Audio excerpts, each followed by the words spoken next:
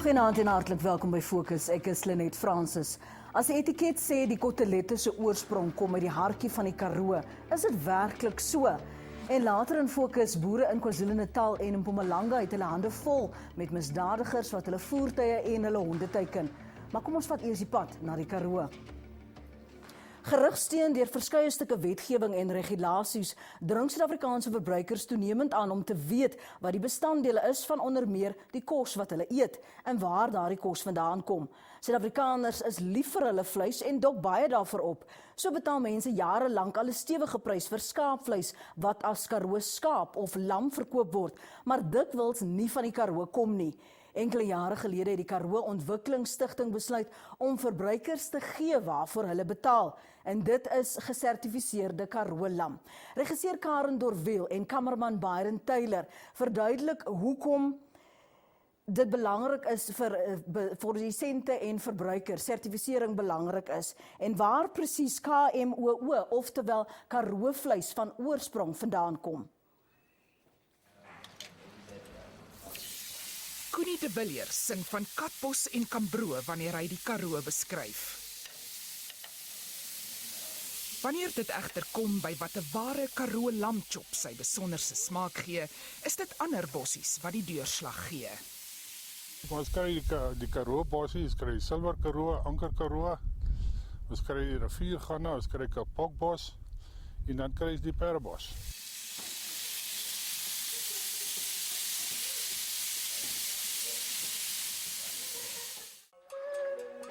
Lank voor die Karoo 'n druk besprekingspunt geword het oor planne vir die ontginning van aardgas en die internasionale vierkante kilometer radioteleskoop, oftewel SKA, het die groot stuk aarde in sentraal Suid-Afrika om ander redes bekend en geliefd geword.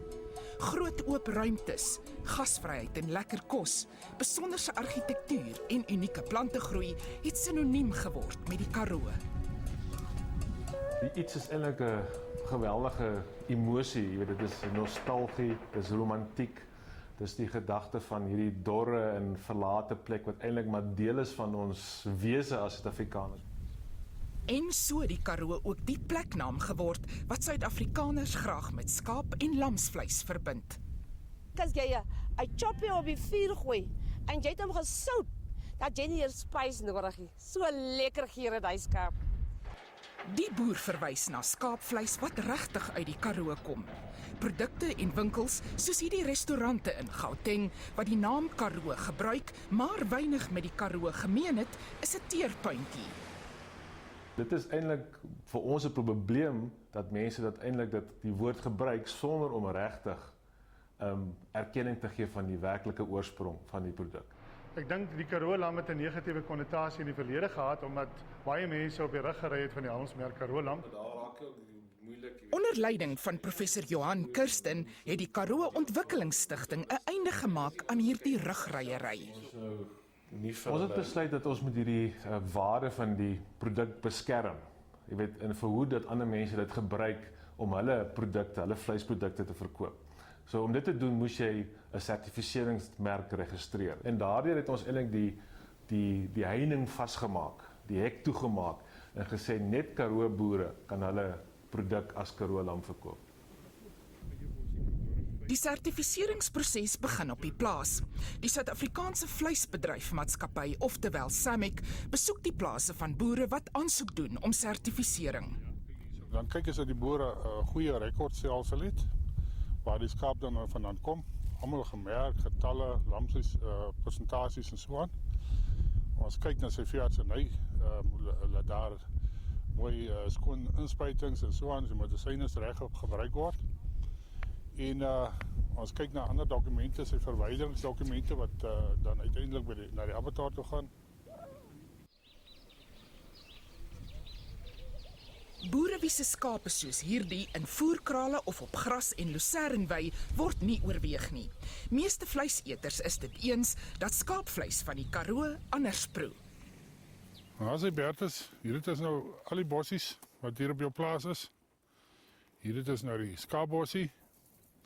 Hy het nog so 'n paar blommetjies ook.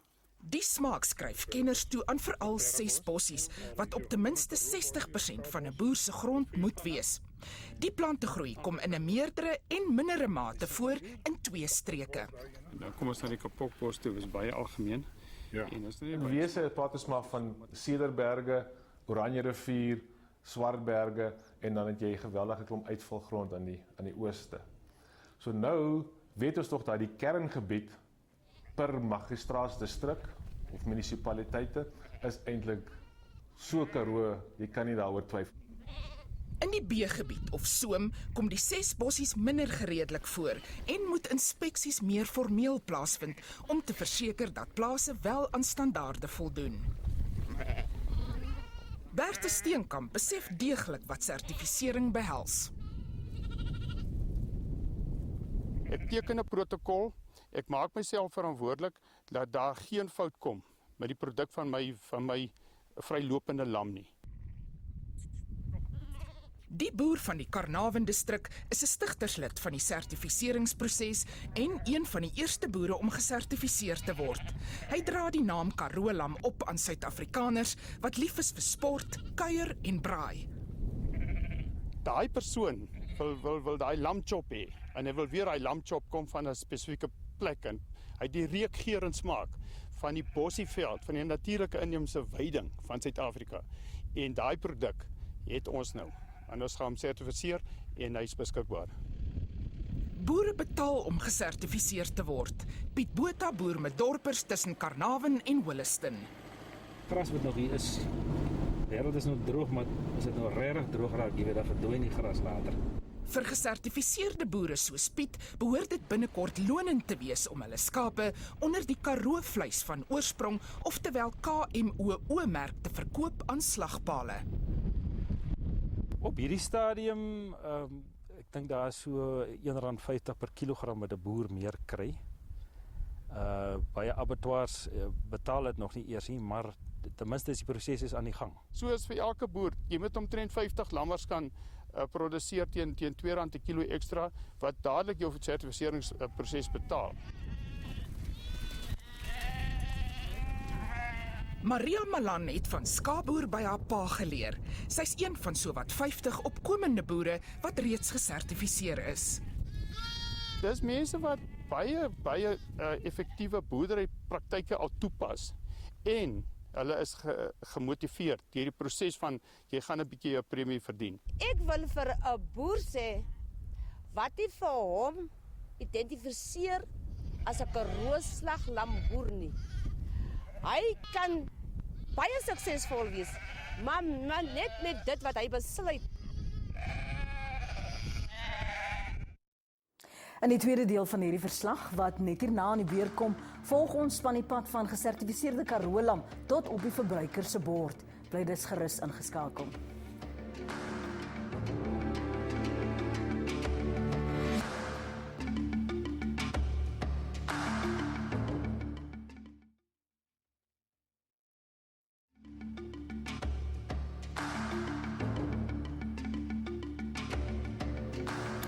Welkom terug by Fokus. In die tweede deel van ons spesiale verslag oor gesertifiseerde Karoo lam stel regisseur Karen Dorweel en kameraman Bailo Taylor ondersoek in na die rol van naspeurbaarheid om verbruikers die waarborg te gee dat Karoo vleis van oorsprong wat hulle koop wel van 'n plaas in die Karoo kom.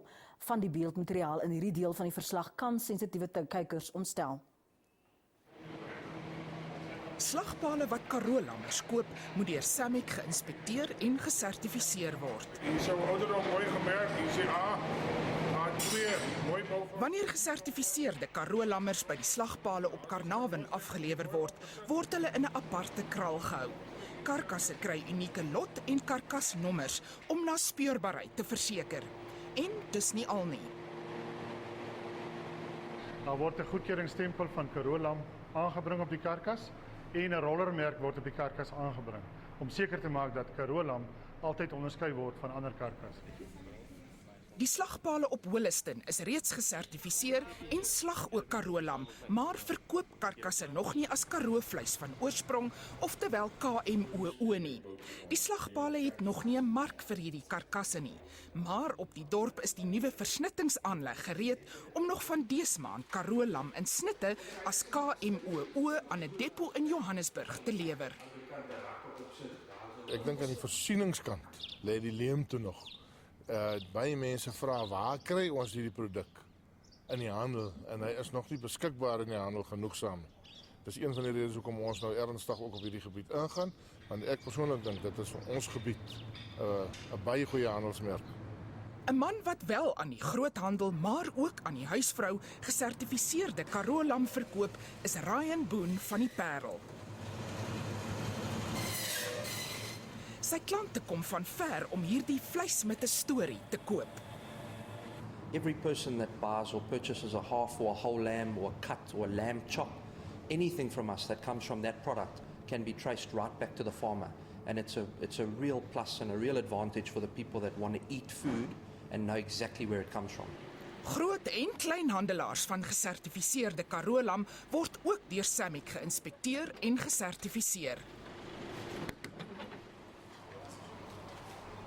Caroline McCann, die eienaar van 'n slaghuis in Johannesburg, vertel dat naspeuurbaarheid al hoe belangriker word vir verbruikers. En dis hoekom haar klante toenemend vir gesertifiseerde Karoo lam vra. Everyone had an idea that they ate Karoo lamb anyway, and it's been a really good thing for me to be able to educate them and say, actually, no, not all lamb comes from the Karoo, and that this is how you identify it in the future. Now that people are getting used to eating it, this is what they're demanding. Die sertifiseringsproses het aan Karoo lam geografiese aanwyser of GI-status verleen. A geographic indication is a product name which derives from a place. Die Europese Unie besef al geruime tyd die handelswaarde van geografiese aanduiders. So moes Suid-Afrikaanse vervaardigers die gebruik van die naam port laat vaar, omdat port 'n GI van Portugal is. It means that only producers from those parts of the world can actually use those commercially valuable names of products. Onderhandelings oor 'n samewerkingsooreenkoms tussen Suid-Afrika en die EU is onlangs afgehandel. Wanneer die regspunte uitgestryk is, sal Suid-Afrika erkenning gee aan net meer as 200 Europese handelsmerke. In ruil sal meer as 100 Suid-Afrikaanse handelsmerke in die EU beskerming geniet.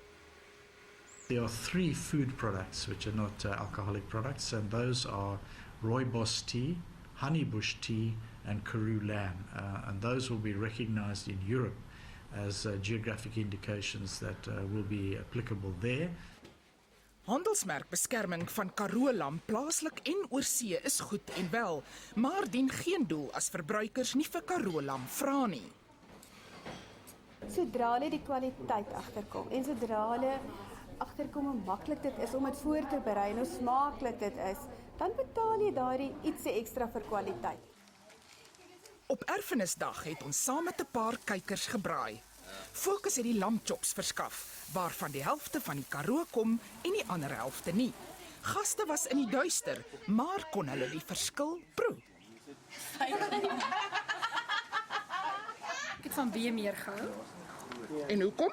Want ek hou van lam wat nie skerp smaak het nie. A se smaak is my skerper. Ek het definitief van A meer gehou. A het nie so skerp smaak gehad soos B nie. Die is lekkerder. En is hierdie Suid-Afrikaners bereid om meer te betaal vir skaapvleis wat die Karoo handelsnaam dra? Ons gaan ons so versadig eet dat ons ja, dit hang af hoeveel is meer. Dit hang af van die prys. Ek gaan nie dubbel meer betaal vir dit nie, maar as dit 'n minimale bedrag is, sou ek wel bereid wees. Sou ek meer daarvan gehou het. As dit by vleis kom, definitief. 216 boere en 2 miljoen hektaar grond is reeds gesertifiseer. En soos tientalle boere maandeliks aansoek doen om ook deel te word van die handelsmerk, hoop Johan Kirsten op groter aanvraag. My groot droom is dat die paspoort is daar en elke kleinhandelaar sal met trots die paspoort vertoon. Net hierna fokus ons op die bedrywighede van 'n vermeende Swazilandse syndikaat wat meedoenloos toeslaan op boere in KwaZulu-Natal en in Mpumalanga liewer se 4 trekbakkies. Ons is nou terug.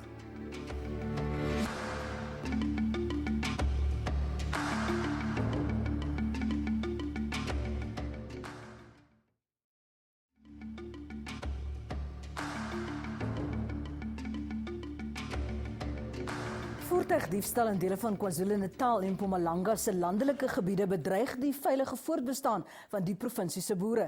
Dit is nie net die voertuie wat in die misdadigers se versier is nie, die boere se honde loop ook deur. Die misdaadprobleem loop oor landsgrense heen wat wetstoepassers se taak bemoeilik. Spesialist-regisseur Dani Jeffer sê die Paul Pietersburg gebied in KwaZulu-Natal besoek en berig dat baie boere deesdae onrustig slaap. Chris Liebenberg van die plaas Breespruit se familie boer al geslagte lank in die Paul Pietersburg gebied in KwaZulu-Natal. 'n Vlaag voertuigdiefstalle en 'n dodelike aanslag op plaashonde in die omgewing bedreig egter nou sy toekoms.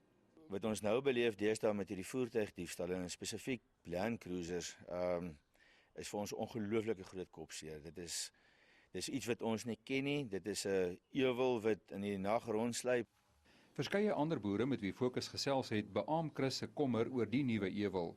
En dit blyk dat gulsige misdaadsyndikaate meestal Toyota Land Cruisers teiken. Die geharde viertrekvoertuig is gewild onder plaaslike boere omdat dit onder meer geskik is vir swak padtoestande en bergagtige plaasgrond.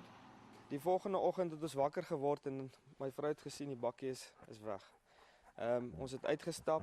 Ek het op 'n stadium gedink die bakkie staan dalk net op 'n ander plek. Ons het uitgestap en gesien, hulle het gif uitgegooi op die grasperk. En toe besef ons nee, maar hierso is moeilikheid, het my bakkie gevat. Dit was so 'n week terug het hulle die Saterdagoggend of vroegoggend so 2:30 die oggend, ek en my vrou wakker geskrik toe ons hoor hoe ons my Land Cruiser staat. Toe ek uit die venster kyk, toe sien ek hy op die pad waar hy al gaan, want ons bly redelik na aan die pad nie. Toe het hulle hom uitgestoot en op die pad het hulle hom gepostaat en toe hy daar staan, toe word ons wakker. Meeste van die boere wat deur voertuigdiewe geteiken word, ly egter soms 'n veel erger traumatiese verlies. Dodelike gif, bekend as Temic of Two-Step, word gebruik om lastige plaashonde op wreedaardige wyse stil te maak. 'n Week voordat hulle gesteel het, was hulle hier op die werf hier by Eckart by my en toe het hulle my honde vergiftig. Ek het 2 deurgekry, 2 is dood. En ja, dis nie mooi, 'n lekker gevoel as jy in die oggend opstaan en sien jy die honde is dood en die ander het ons dan deurgekry. Om op te staan om jou honde bymekaar te maak wat vergiftig is, jou kinders wakker te maak en te sê kom kinders, ons het vanoggend so 'n bietjie 'n uitdaging hier en hulle te vat en uit te vat uit die huis en hulle honde bymekaar te maak wat dood lê, is dit geweldige trauma op 'n kind. Ja, my een hond wat ek gehad het, hy is vergiftig, ja. Maar hy is eers na die tyd vergiftig of hy het die volgende dag die gif opgetel. Die een hond het ons toe gekry wat dood is op die grasperk en toe sien ons hierso waar hulle die draad geknip het, my heining geknip het en die bakkie uitgestoot het. Na buitentoe tot op 'n plek waar hulle kon verder gaan om die bakkie aan die gang te kry en met die bakkie weg te ry. So jou bakkie het jy heeltemal verloor, hy is nooit weer teruggekry nie. My bakkie hy is nie weer teruggekry nie, nee. Boere op omliggende dorpe soos onder meer Vryheid, Piet Retief en Wakkerstroom loop ook deur en dierbeveiliging word nou ingespan om eiendom en diere te beskerm. Eugene van Aswegen is 'n plaaslike Afriforum voorsitter op Paul Pietersburg en verantwoordelik vir gebiedsbeveiliging in die omgewing. Volgens hom is 14 voertuie reeds sedert middel Augustus vanjaar in 30 voorvalle gesteel. Verskeie honde is al vergiftig. Hulle kom in die aand in en dan gooi hulle redelik vroeg aand gebruik hulle vleis, meng die gif met die vleis en dan word dit op die erwe gegooi. Wanneer die honde dan stil is, dan kom hierdie mense in, redelik diep in die nag en dan begin hulle aan die voertuie peter en dan word dit van die werf af gestoot aan die gang gesit en dan ry hulle weg. Dit blyk dat die gesteelde voertuie meestal vir 'n groeiende smokkelmark in die noorde van Mosambiek bestem is, met die aangrensende Swaziland 'n belangrike en gerieflike deurgangsroete vir diewe. Daar word vermoed dat van die gesteelde Land Cruisers selfs vir Noord-Afrika lande soos onder meer Somalië bestem is, waar dit moontlik in gevegsgebiede gebruik word. Volgens boere dui inligting daarop dat die syndikaatleier in Swaziland woon en omkoopgeld blyk deel te wees van 'n uiters winsgewende misdaadketting vir alle betrokkenes. Die bedrag wat ons tot dusver kon gekry het uit die verdagtes wat gearresteer was, is dat daar's 'n bedrag van R3.000, 20.000 en ook 50.000. Ons vermoed dat hierdie mense maak gebruik van ons plaaswerkers om hulle te help en die nodige inligting te kry om hierdie voertuie te kan steel. Fokus het betroubaar verneem dat informele samesprekings tussen nie-amptelike rolspelers van Suid-Afrika en Swaziland reeds plaasgevind het en dat kommer oor die gereelde en maklike grenskendings deur misdadigers deur beide lande gedeel word. 'n Groep boere het Fokus gaan wys waar gesteelde voertuie blykbaar oor die grens gesmokkel word. Verskeie roetes deur onder meer boere se plaasgrond word gebruik om gesteelde voertuie oor die Swazi-grens te kry. En hierdie is dan nou die roete wat gevolg word in Swaziland in. Die infrastruktuur word maar gebruik deur die boer self en dit is redelik 'n goeie paaie wat hulle mee vinnig kan wegkom in tydens volmaan of voor volmaan en na volmaan. Ons is nou omtrent seker 2 kilometer van die grensstraat af. En dit is duidelik dat grensdrade geen uitdaging aan misdaadsyndikaate bied nie. Voertuigspore kan duidelik in die lang gras en in rivierbeddings gesien word. Die grensstraat loop nou hier van ons noorde kant af. Soos jy kan sien, dit is maar 'n gewone kampdraad wat gespan is. En dan wat normaalweg gebeur, die bande kom hier so deur hierdie spruitjie, is daar aan die ooste kant beweeg daar 'n mooi paadjie, dan gaan hulle daar deur. Dis daar klaar in Swaziland hier aan my linkerkant. En die suidekant is dan nou 'n gedeelte wat die boere afgesny het omdat hulle drade altyd wegspoel na die suidekant toe. En daar is ook kruisings in 'n kwessie van seker 20 kilometer is hier 5 tot 6 kruisings wat ons al geïdentifiseer het wat hulle altyd deurgaan. Boere span egter nou met die SAPD en ander rolspelers saam om probleemgebiede beter te beveilig en voertuigdiewe hok te slaan.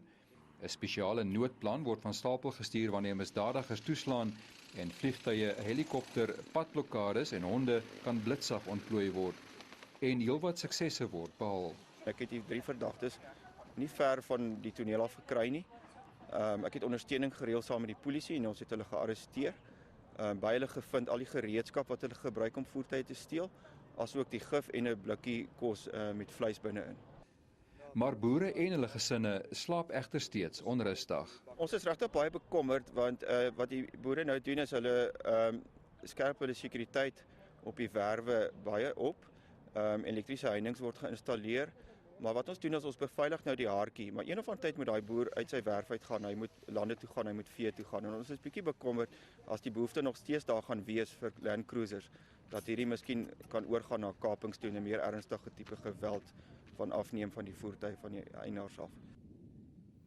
Die SAPD in KwaZulu-Natal het Vrydag die bedrywigheid van die vermeende Swaziland syndikaat aan Fokus bevestig en sê dit is 'n bron van kommer. Volgens die polisie word verskeie sake van voertuigdiefstal ondersoek en 8 verdagtes is reeds vasgetrek. Verskeie voertuie is ook met die samewerking van die Swazilandse polisie teruggevind. Dis dan al vir vanaand. Onthou, u is ons oë en ons ore, so kykers se kommentaar, tweets en voorstelle is altyd welkom. Skryf net die woord Fokus, gevolg deur 'n kort boodskap en SMS en stuur dit dan na 34444. 'n SMS kos R2. Word gerus ook 'n lid van ons Fokusgroep op Facebook en volg ons ook op Twitter by Fokus ZA. Van my Lenet Francis en die res van die Fokusspan. Totsiens tot volgende Sondag aand.